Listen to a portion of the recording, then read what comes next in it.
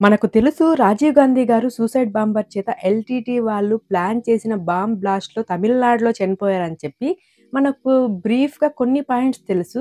అంటే ఎలా చనిపోయారో తెలుసు. బట్ రీజన్స్ ఏంటి? ఎలా చనిపోయారు? అనేది మనకు లైట్‌గా, బ్రీఫ్‌గా తెలుసు అంతే. అంటే చిన్న చిన్న పాయింట్స్ ఎక్కడో వీడియోస్‌లోనూ, ఆర్టికల్స్‌లోనూ చూసి చదువుకున్నాం అంతే కానీ, అసలు దాని ప్లానింగ్ ఏంటి? అంటే బాంబ్ బ్లాస్ట్‌కి ముందు ఎలా ప్లాన్ చేశారు? ఎన్ని డేస్ నుంచి ప్లాన్ చేశారు? అండ్ మనకు 90 డేస్ లోపు పట్టుకున్నారని తెలుసు. కానీ ఆ 90 డేస్‌లో ఎలా హైడ్ ఔట్ అయ్యారు? దీంట్లో మెయిన్‌గా వర్కౌట్ చేసిన పర్సన్స్ ఎవరు? ఎస్ఐటీ వాళ్ళు దీంట్లో ఎలా ఇన్వాల్వ్ అయ్యారు? ఎస్ఐటీ వాళ్ళు అసలు ఎలా ప్లాన్ చేసి పట్టుకున్నారు? అండ్ సీబీఐ ఇన్వాల్వ్‌మెంట్ ఎలా ఉంది? ప్రతి గవర్నమెంటు ఎలా సపోర్ట్ చేసింది?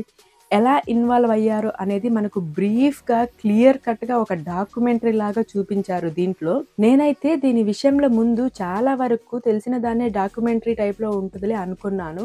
కానీ నేను రాంగ్‌గా గెస్ చేశానని అప్పుడు అనిపిచ్చింది. ఎందుకంటే అంత సర్ప్రైజ్ చేసింది ఈ series. 'The Rajiv Gandhi assassination case' super and ఇంట్రెస్టింగ్‌గా ఉంది. భలే ఉంది. నచ్చిందది నాకైతే. సోనీ లీవ్‌లో స్ట్రీమింగ్ అవుతుంది. తెలుగు ఆడియోలో కూడా ఉంది. మొత్తం 7 ఎపిసోడ్స్ ఉంటాయి. Each episode 40-50 minutes run time ఉంటది. సో, టోటల్ రన్ టైమ్ వచ్చేసి 5:30 గంటలుంటది. అసలు ఎలా ఉంటది అని స్టార్ట్ చేశా. పని మానుకొని మరి చూడాల్సొచ్చింది. కేస్ దాగి ఉన్న కాంప్లెక్సిటీని చాలా వరకు ఎంగేజ్ చేసే వేలోనే తీశారు. ఇంకొకటి అందులోనూ చాలామంది అప్పుడే పట్టేసుకున్నారు కదా! ఆ టైంలోనే మహా అయితే ఎందుకు చేశారో మళ్ళీ చెప్తారు మనకు ఈ సీరీస్‌లో అంతే కదా అనుకున్నా. కానీ అది కాదు. 90 రోజుల పాటు జరిగిన హంట్‌ని సాలిడ్ ఇన్వెస్టిగేషన్‌తో చూపించారు. అసలు ఏం జరిగిందో చూసి ఒకటి జరుగుతుంది. ఆపై ఇంకొకటి, ఆపై ఇంకొకటి. అస్సలు ఇన్వెస్టిగేషన్‌లో పూర్తిగా ఇన్వాల్వ్ చేసేలా చేసిందన్నమాట మనకి ఈ సీరీసు.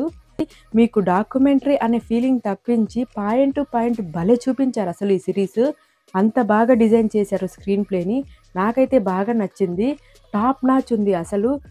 మీకు ఎక్కడ బోర్ అనేది అనిపించదు. నెక్స్ట్ ఏం జరుగుతుంది అనే క్యూరియాసిటీ మాత్రం సూపర్‌గా బిల్డ్ చేశారు. ఇంకో హైలైట్ ఏంటంటే ఇలాంటి ఇన్వెస్టిగేషన్ కేస్‌లో ఒక థ్రిల్ ఉంటది. అదేంటంటే ఇప్పుడైతే టెక్నాలజీ ఉంది కానీ బట్ 90స్‌లో సీసీటీవీస్ కానీ, ఫోన్ కానీ, మొబైల్స్ కానీ లేని టైంలో ఎలా ప్రాసెస్ చేసింది సీటీ టీమ్ చాలా రియలిస్టిక్‌గా ఫుల్ ఆఫ్ సస్పెన్స్‌తో ఉంటది. ఆ టైంలో పోలీస్ ప్రొసీజర్ ఎలా ఉండేది? వాళ్ళకున్న పవర్స్ ఎలాంటివి? ఏ టైం ఎలా హ్యాండిల్ చేసింది?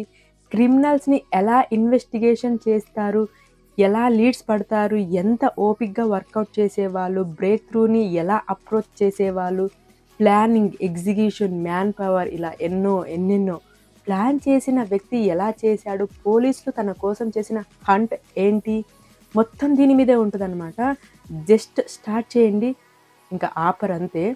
పోలీస్ డిపార్ట్‌మెంట్ క్యారెక్టర్స్ కూడా భలే ఉంటాయి అసలకి. పర్ఫార్మెన్స్ వైస్ అందరూ వాళ్ళ రోల్స్‌లో వాళ్ళు చేశారు. చాలా న్యాచురల్‌గా అనిపించింది. బీజీఎం ఫ్లోలో వెళ్ళిపోయింది. న్యాచురల్ లొకేషన్స్‌తో తీశారు. చాలా అంటే చాలా బాగా అనిపించింది. ఒరిజినల్ సీరీస్ అయితే మనకు హిందీలో ఉంటది. సో, తెలుగులో చూడాలనుకున్న వాళ్ళకి తెలుగులో కూడా డబ్బింగ్ ఉంటది. మెయిన్‌గా నేను చెప్పేదేంటంటే హిందీలో చూస్తే ఇంకా బాగా అనిపిస్తది మనకు. సో, హిందీలో రాని వాళ్ళు తెలుగులో చూడండి. కానీ చాలా అంటే చాలా బావుంటది. బ్యాడ్ లాంగ్వేజ్ ఉంటది అక్కడక్కడ. సో, ఫ్యామిలీతో చూడకుండా ఇండివిడ్యువల్‌గా అయితే చూడండి.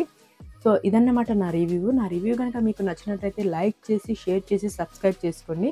ఇంకొక రివ్యూతో మళ్ళీ కలుసుకుందాం. మీరు గనుక ఈ సీరీస్ చూసి ఉన్నట్టయితే మీకెలా అనిపించిందో కామెంట్ అయితే చేసేయండి. Thank you. జై హింద్. బాయ్.